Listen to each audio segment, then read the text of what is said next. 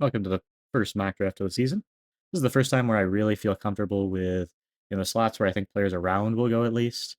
Obviously, my opinions will change a little bit as we get closer to draft time, but I think we're definitely like by far the closest to my final opinions right now than we have been, a week ago even, but definitely a month ago. I took a look back at my old mocks and it's kind of like, whoa, I had that guy top three, but let's just jump in. I mean, you go number one overall, it's going to be Fernando Mendoza. I think it's an easy lock for the Raiders. It's you an immediate starting quarterback. It's not complicated at all. He's really, really good. He's got all the mentals. He's got all the physicals. How do you know? He might not become an MVP candidate, but he's going to be amazing for the Raiders. He's the easy number one pick. Moving on to two with the Jets, and here's where I'm going to deviate a little bit from the norm. I mean, he's ranked two here, but I haven't seen a lot of people mock Ruben Bain to the Jets, and I'm going with it.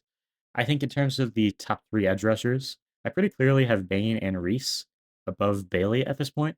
But I think between Reese and Bain, it's really like which one do you like more for each team? And I think the Jets will value Ruben Bain's ability to play, all across the defensive line a little bit more. Arvell Reese, obviously, linebacker and edge. He can do both. But I think specifically Aaron Glenn operating that defense will really like Bain's ability to just an incredible feel for being on that defensive line. Maybe doesn't play with the same play strength that Arvell Reese does, but he's going to be a really incredible player. And moving on to three with the Cardinals, again, I don't think I've seen a lot of people with this pick. I'm going Makai Lemon.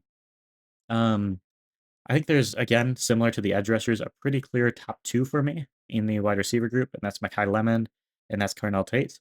And personally, I'm like, if I have a similar grade on a player, I'm always going to lean towards the player that I think mentally will have more production at the NFL level.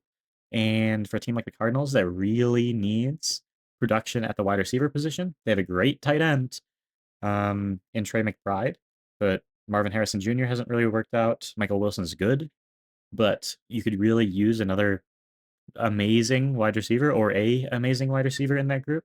I think Makai Lemon is an easy answer. Obviously, you can go line here. I just personally don't see the value in any of these offensive linemen. I think it would be a little bit of a reach to take one at three. So that's why I'm going wide receiver here, where I see a lot of people taking O line. We got a four though. It's an easy pick. It's Arvell Reese. I think Bain off the board, taking the next best edge rusher. I think it's between him and Reese at four right now. Really doubt they take a wide receiver, but maybe. I love Arvell Reese though. He's going to be incredible off the edge, and I think the Titans are going to be one of the few teams that probably want to utilize him in a little bit of a hybrid role. I could see them having him a little bit at linebacker, a little bit at like definitely more at edge where, you're looking for efficiency and value. But I think in terms of having him play off the line, but also play as a linebacker and be a big run stuffer there, I think he could bring value there. I think, moving into the future, he's going to bring the most value off the edge. But I think for the Titans, you could definitely see him playing a little bit of a hybrid role there. Moving on to five, though, and I'm going to go Carnell Tate. We really don't know where Malik Neighbors is going to be moving into the start of next year, but just in terms of, I mean, you saw Carnell Tate with Jeremiah Smith last year, and oddly enough, you move into the Giants, and he would basically be a crazy wide receiver too in that offense. And I think being like the second best wide receiver on a team is the best situation for him. He's obviously like talent wise a wide receiver one, but just being able to not have to be the primary target on every team, where that's not really his role. His role is to be go out there, be consistent, get open, be big, be fast, threaten the defense in every play. It's not to be that, that gadget player that he's supposed to be targeted on every single play. That's really the Malik Neighbors role. So I think he can really thrive in a wide receiver two, but he's putting up wide receiver one numbers role in New York. I guess really in New Jersey, but moving on to number six, and I'm going to go with Jordan Tyson. Top three wide receivers off the board. And while Jordan Tyson, mostly because of the medicals, definitely not in the same realm as Carnell Tate and as Makai Lemon for me, he is really an incredible player, and it shows up. I mean, he's shown up for every single year of his college career. He's basically been an impact player. And you've seen the injuries. You've seen him, miss a couple of games each season. You've seen the more major injuries with him, and that's the biggest concern. But if the medicals check out, I do think they will. I don't think any team will be vastly concerned about the medicals, aside from maybe you're concerned that he's not durable enough to play in all 17 games in a season. I think he's the kind of player that you're going to want to take top 10. And looking at the other players on the board, looking at the Cleveland Browns, who, they really want an offensive player, I think that Jordan Tyson is the best offensive player on the board. So I think it's a pretty easy pick for me at 6 with the big red flag of the medicals in mind. Moving on to 7, though, and you're going to get David Bailey. It's an odd situation here because I've seen a lot of people really be fading on David Bailey. They see the flaws in his game, and he definitely has flaws in his game. I mean, pretty notable ones, and that's why he's not going above the likes of Arvell Reese and above Ruben Bain for me in my mock drafts at least. Not saying that he won't not saying that he won't go above those guys, but I am a little bit less excited about him. I don't know. A little bit less. I think his role in the NFL is going to be lesser than those two guys. At the same time, there's a reason for the production. There's a reason that he, dominated the pass game. Wasn't as good against the run. Definitely a weaker run defender, but still has the ability to make plays in the run game. Even if his real role there is he really struggles to set the anchor in the run game. He really struggles to set the edge. So maybe you can find a way for him to contribute without really having to do that in the run game. I think that's where the biggest red flag is for me there. At the same time, you see what he's able to do in the pass game and the effect that he's able to make there.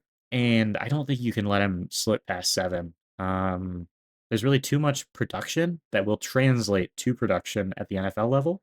And with the remaining, players on the board that I think are in that A tier for me, being at, probably less impactful positions, I'm completely happy going with, the second most important position on the football field with a really good player, has a couple of minor flaws, but I really think that most of his game will translate to the NFL and he will be a very, very good player. Maybe just not an elite. Moving on to 8th, though, and this is the first position where I kind of consider Jeremiah Love. I just don't know if the Saints, in terms of their interior offensive line right now, are ready to be able to take that kind of player. And that's why I'm going with Francis Maui-Noah. They can obviously address that in free agency. I think if they address that interior offensive line a little bit, basically be ready to take Jeremiah Love if he's there at 8. I think that would be a great value pick, honestly. Looking at what Jeremiah Love offers, I think he's really incredible. I mean, he's so well rounded in every facet of his game, and he does it all so incredibly well. You're just not going to see that kind of. I mean, you've seen it in the past couple of years with a player like Ashton Jeanty. I mean, I probably had a higher grade than Ashton Jeanty last year, but moving into the future, there's no guarantee that that kind of player is going to become available. I love some of the guys in college now, but there's nobody that compares to what Jeremiah Love's able to do on the football field. That's why I'm going with him at 9. I do want to talk about Francis Noah a little bit. I think for the Saints, you're saying, but they already have offensive tackles. They have Fuaga. They have Kelvin Banks, both taken in the first round the past couple of years. I think they go offensive lineman again. I think they probably play Maui Noah on the inside. You could play Fuaga on the inside. I think the more likely scenario is you go Maui Noah on the inside. And I mean, there's been a lot of conversation about him, and you think, where does he have his highest ceiling? Obviously, in terms of position wide value, offensive tackles are rarer. But that's kind of just a flat value point where you can get a fill-in offensive tackle. I mean, you already have your offensive tackles, so it really doesn't matter to you if you're the Saints. You're saying, how does this player project if we play him at guard on our offensive line? And I think if you're looking at, from the Saints' perspective at Francis Maui-Noah, you see a potential All-Pro at guard. And I think it's a really easy pick at 8, considering what you've done in the first round over the past couple of years. Obviously, number 9, Jeremiah Love. I was gushing about him a pick too early, but he's really an incredible player.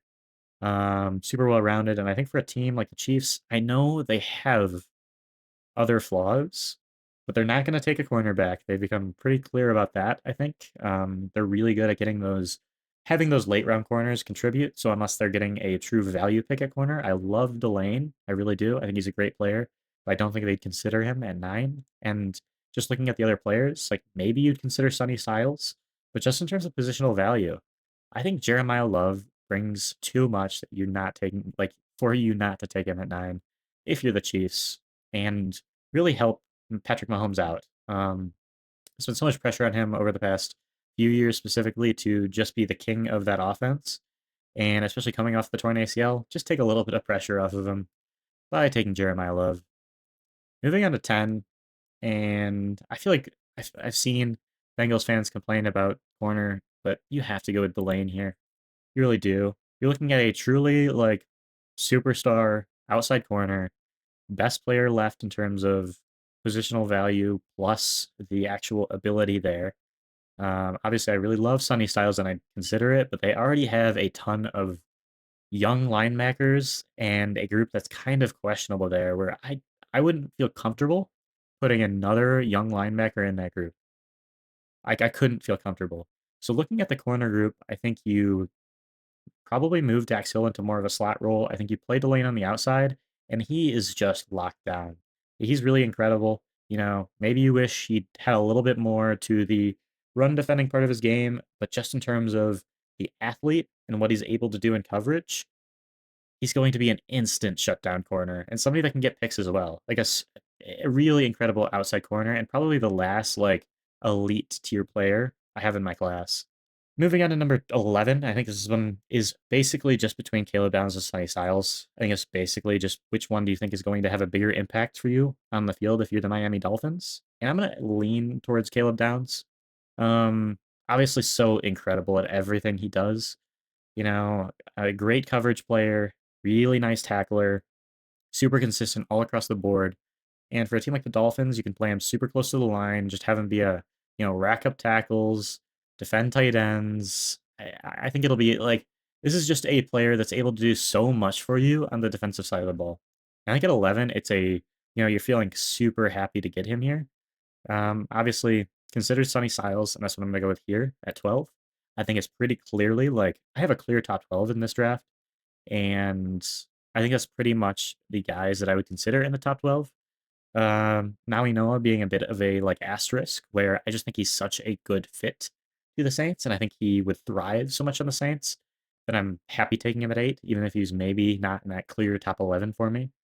But Sonny Styles, I mean, again, like the athlete there is so like it pops.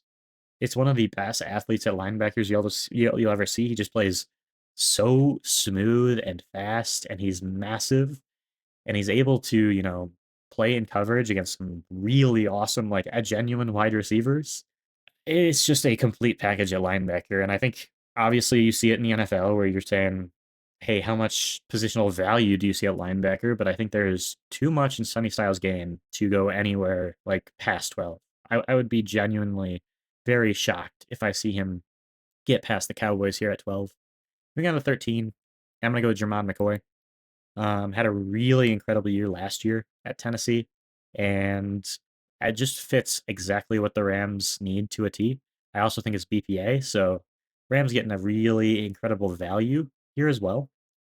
And just a player that knows how to sit in zone coverage, like the Rams need, like the Rams operate, and pick the ball off, play really tight coverage, play physical coverage, and just an overall really, really nice player. I don't know if he's ever going to be like all pro level player. I think he's going to be a star at the very least.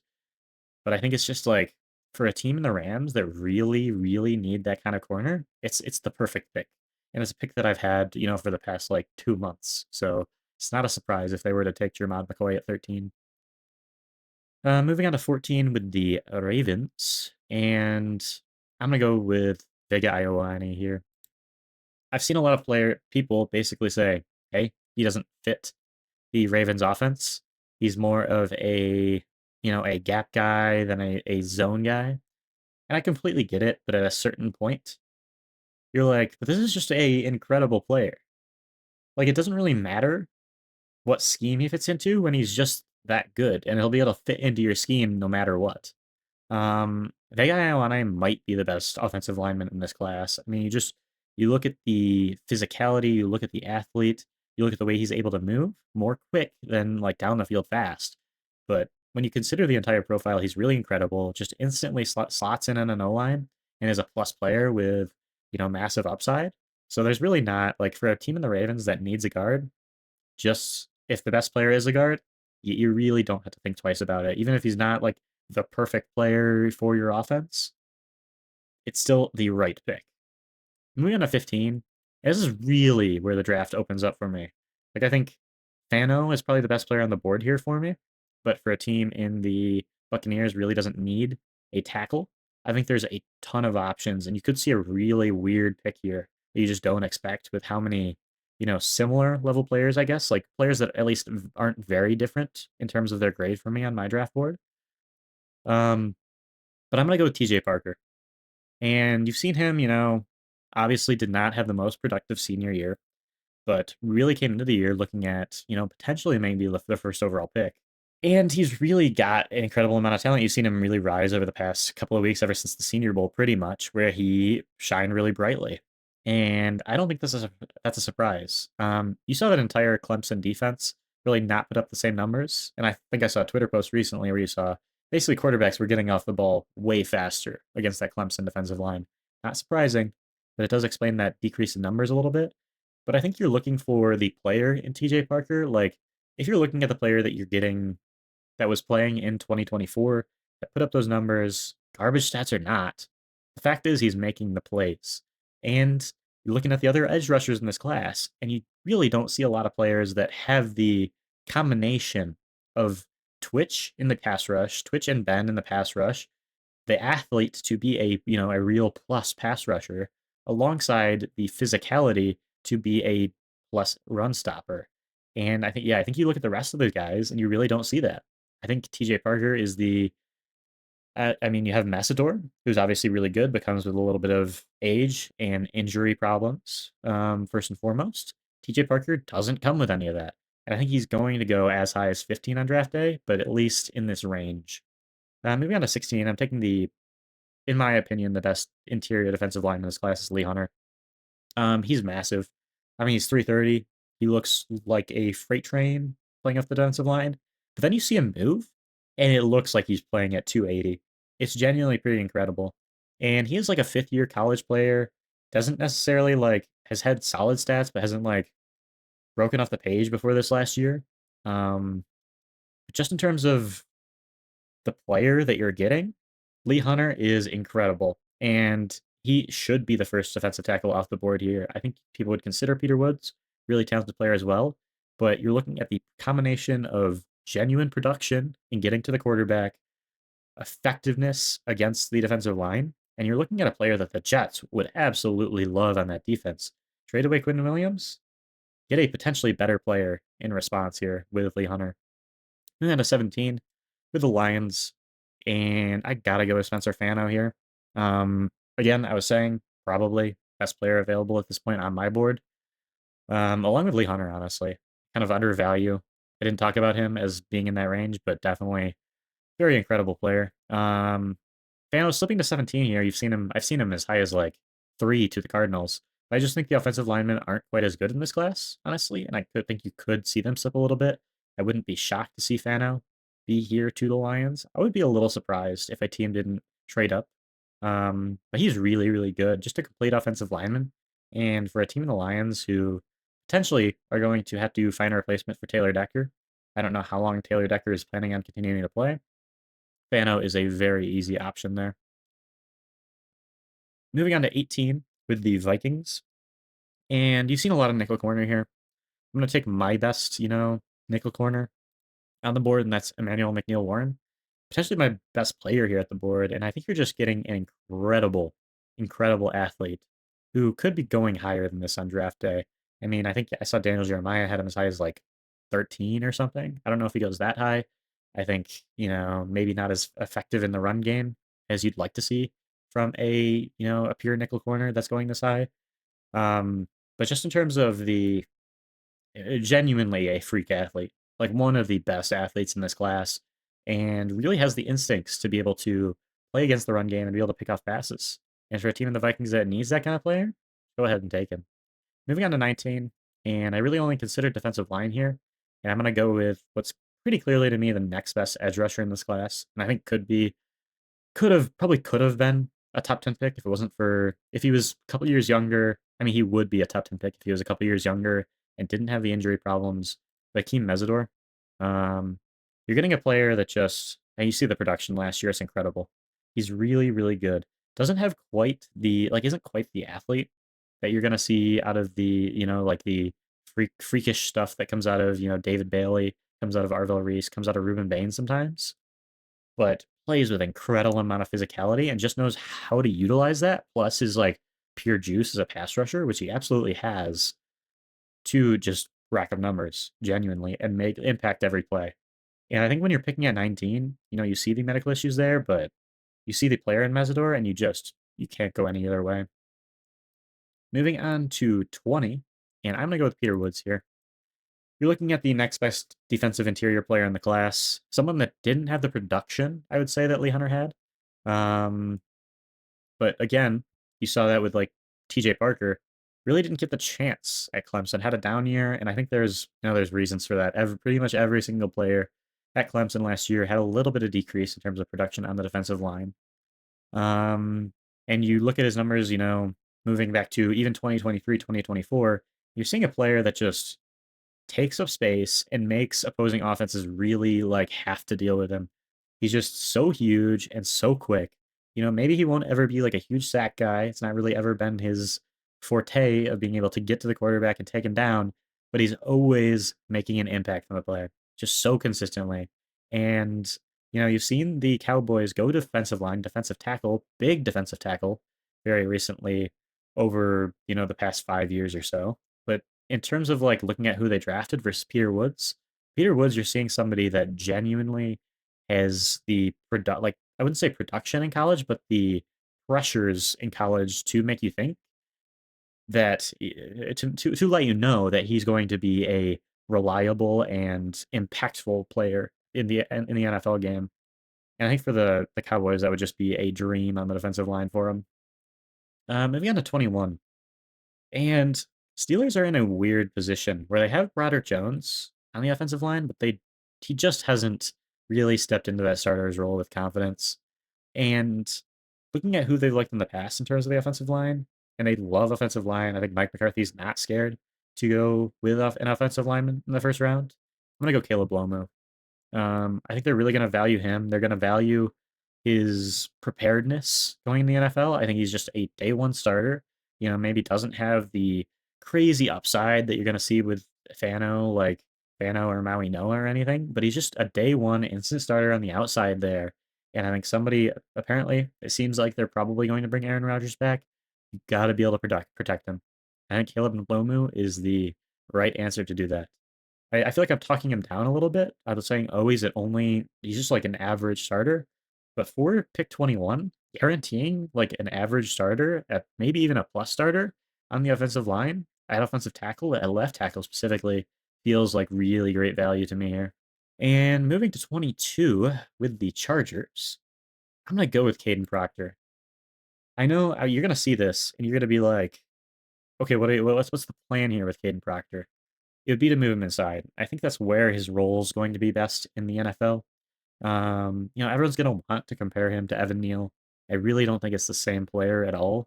Obviously, they're both huge, but Caden Proctor can really move.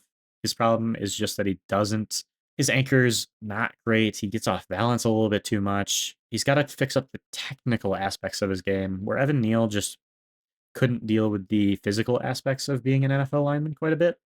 I don't think Caden Proctor is going to have that problem. But I think the way you mitigate some of those foundational issues that you've seen, with him having problems on the edge in college, and he did fix a lot of those up over the course of the year in 2025, but I still think he's going to have a little bit of those, is you move him inside and play him. I know Mekhi Becton didn't work out for the Chargers, but have him be what Mekhi Becton was supposed to be for him. I think it's a pretty easy pick for me here. I think the Chargers would love get Caden Proctor in the building at 22. Um, moving on to 23. This is a player that I feel like is a perfect match to the Eagles. You got Emmanuel Pregnon. You're just looking at a guard that's perfect for the Eagles. I mean, you've seen the Eagles kind of having a bit of disarray on the offensive line right now. Guys they don't know if they're coming back or not. Really struggled with the run game last year, just weren't as effective. And you're looking at a guy in Pregnon who stepped up his game to another level. in 2025. Really found a way to just be that elite player at guard, be a pristine protector, and really step up his game in the run game as well. And I think for an Eagles team that's looking for a instant starter who can play the zone role in that rushing offense, I think Pregnaz is just too perfect a player to not go with at 23. Like maybe you're saying, oh, he's not worth a first round pick, and maybe he's not a top 32 player for you, but you can't risk him getting picked late in the first round. You have to take him, you have to take the best player for you at the position, and then get 23. The best player for the Eagles is Emmanuel Pregnon. Moving into 24 with the Cleveland Browns, and this is maybe like, this just feels like maybe the steal of the draft here in Monroe Freeling. And you've seen, Lomu and Proctor go before Freeling here. But Freeling is just another instant plug and play offensive tackle that can really be the future foundation of a Cleveland Browns offensive line that doesn't have a future foundation right now. Plug and play starter with, huge upside, big physical tackle with some minor problems, but you look at how he was able to grow from 2024 to 2025, and you see a player that has elevated his game to such an extent that I would feel really comfortable about how he's going to adapt to the NFL game. Um, really struggled in 2024 in the pure pass rush sense, um, but completely turned that around in 2025 and really was a completely different player. I think you're looking at a player that is not only an instant starter, but can rise to the ranks of a really like a franchise left tackle in Monroe Freeling. And getting that at 24, that kind of has a couple knots in his game, but I think you're going to be able to iron those out over time. Getting that at 24 is incredible value for a team that needs a left tackle. Moving on to 25 with the Bears, and this is honestly one that I had a little bit of trouble with. I really had to contemplate what I wanted to do with this pick. I'm going to go Caden McDonald. I think you're looking for, again, I really like the defensive interior players in this class. A lot of basically what accounts to nose tackles, but nose tackles that can affect the game to an extreme level. And you're looking for the definition of that. That's Caden McDonald. Um, the one real note here is you haven't seen a ton of snaps out of him. Really only played as a starter this year as a junior, super young player, and did not see a ton of pass rush snaps in total. He's with his size really comes a snap limitation for him at Ohio State. So you're concerned that maybe he won't be able to play as many snaps as another one of the defensive linemen in this class.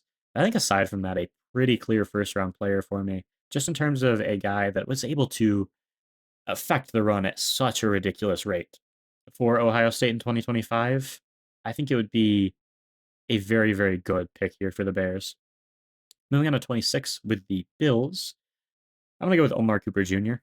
You're looking at the next wide receiver in terms of after these top three guys, who's going to get the most production? I think the answer is clearly Omar Cooper Jr. I think in terms of you're going to have to utilize him correctly in an NFL offense. You're going to have to find out how to, maneuver him open with routes, have him be the primary target. But when he is the primary target, he's such a valuable player there in that role. I think if he doesn't go at 26, I think the 49ers, or before 26, I think the 49ers would be extremely happy to take him at 27 because they just love that kind of player. And you could see the 49ers potentially trade up for him. I could definitely see that happening.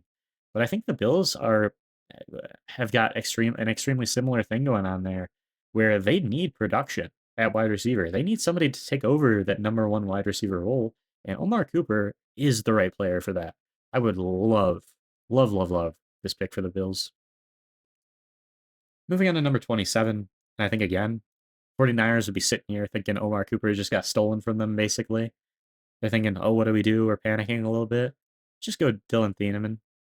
Um, really talented player. I mean, probably mostly, that nickel corner role, but I think he can really also maybe even thrive more out of a free safety role where he's able to utilize his top speed to affect the field and be able to pick off passes. And for a team in the 49ers that have seen, like, they have a solid defense, but they haven't seen that guy that just has so much speed and the ability to get potentially like 6 picks a year and really just flip the field. I think Dylan Thieneman is exactly that. And for a player that does that, he's notably effective against the run as well. Plays super physically there. He can play the nickel. That might be his role in the NFL. Um, just a player that can do so much on the defensive end and is really impacting the game at every single layer. And in terms of the interception layer, maybe going like probably comes out of in this draft is going to be the player that comes out of his career with the most picks, Dylan Thieneman. And I think you're just seeing a player that can have those big plays, makes all the small plays. I would be very happy to take him, even if he is a free safety at 27. Moving on to 28 with the Texans. Yeah, this is one that I haven't had before, but I'm sitting here thinking, oh, why have I not had this? Because Blake Miller is such a Texans player. Just that mean streak offensive lineman, plays tough, plays physical, runs you downhill, has a wrestling background. I really do love Blake Miller, and you're just getting a fundamentally sound player here that I think if you put him in the right scheme with the right team with the Texans and just allow him to go out there and absolutely pummel defensive linemen, you're going to get an incredible player here. And I think the Texans are the perfect place for him in the NFL. Take him at 28. Don't let anybody else have him. He'll be your franchise tackle there for years to come. Moving on to 29. Let's rejoin the teammates with Colton Hood. Took Jermon McCoy at 13. Why not get his teammate Colton Hood? If you like the player, just go ahead and take him. I think Colton Hood and Jermon McCoy are very different players. Colton Hood a little bit more of a physical press coverage cornerback, but maybe doesn't fit as well in terms of. But no, the Rams like to do that as well. They'd love to have those two chess pieces to go out there and just because Colton Hood's really good in zone coverage as well. Probably the most like technically well-rounded corners in this class, Colton Hood. Maybe he doesn't have the crazy upside that you saw the other corners that went before him, just but so fundamentally sound and is going to be a really impactful player at the NFL level. I think for the Rams, it's not even that hard here for me to just be like, let's just shore up the secondary. That was our big problem last year. You see Colton Hood's probably BPA. Just go ahead and take him. Moving on to 30. And with a player that I've seen a little bit of controversy is probably not the right word, but just people are very divisive on Kenyan Sadiq. And I've said it before, I'm kind of in the middle there. I think he's probably like a true second round talent for me, basically just because it's going to be like a lot of teams aren't going to see him as a player that they can rightfully utilize. He's a big tight, like not a huge tight end, but he's a tight end that plays very physically, can definitely block, but shines the most as a wide receiver type role, shines the most as a guy that can go out there and run routes. And for a team like the Broncos, I think they're going to be able to get the most out of him. I think they're the first team that I've really even considered mocking him to here because they're the team that's going to be able to get the most out of Kenyan Sadiq in terms of playing him as a blocker, in terms of getting him out on routes. You got to replace Evan Ingram, get literally the best replacement in what's basically a wide receiver. Like I don't like thinking of Kenyan Sadiq as a tight end, even though that would be his role because he just plays so much like a wide receiver. And it's just like, oh, but he's also just a really good blocker. And that's exactly what the Broncos love. And that's exactly why I'm taking him here at 30. Moving on to 31, somebody that you haven't seen and is probably going higher in a lot of other mock drafts, Keldrick Falk. And you've seen a lot of like, I feel like the main like talk around him was it felt like he was boomer bust. I don't really see that the same way. I think he's a good player, just a little bit athletically limited at that defensive end position, where he's just not fast enough to be able to beat even college. Like his twitch on the outside just isn't quite good enough, even against college guys. And that's why you saw the production just not be crazy. At the same time, you saw really nice production in 2024. You saw a player that was able to impact the quarterback, and you had to look back and you had to say, okay, why was that? And it's at the same time, it's because he's of the athlete he is. It's because he's so physical. He plays super smooth. You watch him play, and it just feels like he's gliding compared to a lot of edge rushers. While that might not equivalent to, biggest upside, the biggest producer that you'll ever see from a defensive end, I think he might be the safest player in the class. I think you're getting somebody that can be, an average pass rusher, average to above average, but be able to produce from that position and also just be a super impact player in the run game. And I think for the Patriots that love their physical players in that front four, Kelder Folk is a really easy pick for me here. And the last pick, 32, I'm going Denzel Boston. I think I mentioned this before, but it's basically just a straight up Rashid Shaheed replacement. I imagine he's probably gone at free agency. Obviously, you look at Denzel Boston, you look at Rashid Shaheed, very different body types, but they really do play a very similar role on the field. I think Denzel Boston offers you more. Obviously, Rashid Shaheed was not a first round pick, and obviously that's better. And you might be saying, hey, the Seahawks already have JSN. They're already pretty good. Why upgrade on at the wide receiver position? But if you're just getting the best player here, and a player that can also impact, on special teams and Denzel Boston, be a torch straight down the field guy, I'm very comfortable doing this here. I think he's so good down the field, and he's really like underestimated in what he can do in the other facets of his game. I think he's good enough after the catch. I think he's, potentially like you'd be happy throwing screens to him and very good on short routes. Maybe not the most incredible top speed or anything. The way he's able to impact the game means that he's going to be a amazing wide receiver two for that Seahawks team. And that is the first real mock draft of the season. Like I think I really put it together here. I think a lot of things make sense. Looking at it now, honestly, it's just the only thing that shines out to me is Lee Hunter is so good. 16 almost feels too low for him here. I could see him being a top 15 player, definitely. Same with Fano, as well. But I think the top 12 for me are pretty like ironed out.